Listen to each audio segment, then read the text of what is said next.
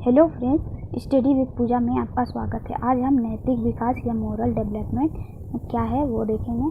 तो नैतिक विकास मतलब विकास के आयाम है या फिर विकास के प्रकार है। तो नैतिक विकास क्या होता है, देखिए। नैतिकता मतलब मोरल डेवलपमेंट।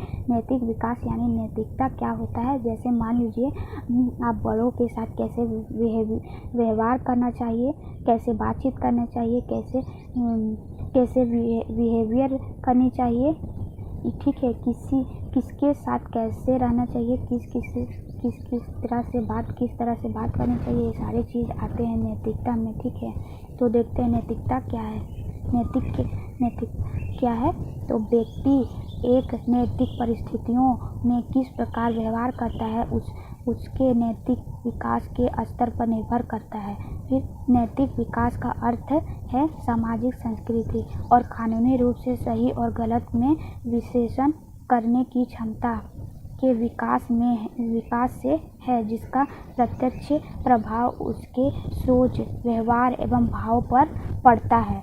तो जैसे मान लीजिए कोई भी एक विद्यार्थी है, वो अपने शिक्षक के चरण को आशीर्वाद ले रहा है, यानी कि वो शिक्षक को प्रणाम कर रहा है। तो यह क्या दर्शाता है, यह एक नैतिकता को दर्शाता है। तो जैसे कि कोई गुरु को जैसे शिक्षक को प्रणाम करनी चाहिए, यह एक नैतिकता की बात है। और इससे एक बालक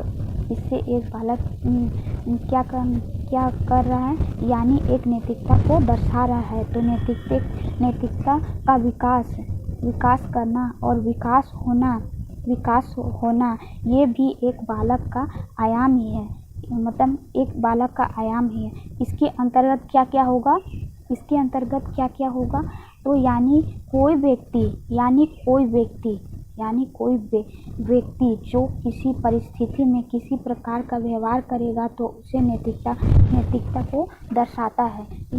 यानी हमारे जो समाज में या हमारे संस्कृति में हमारे कानून क्या सही है, क्या गलत है, इन सारी चीज़ों का विश्लेषण करने की क्षमता को नैतिकता में दर्शाया जाता है, जिसका प्रत्यक्ष प्रभाव उसके सोच, उसके व्यवहार एवं उसके भाव पर पड़ता है।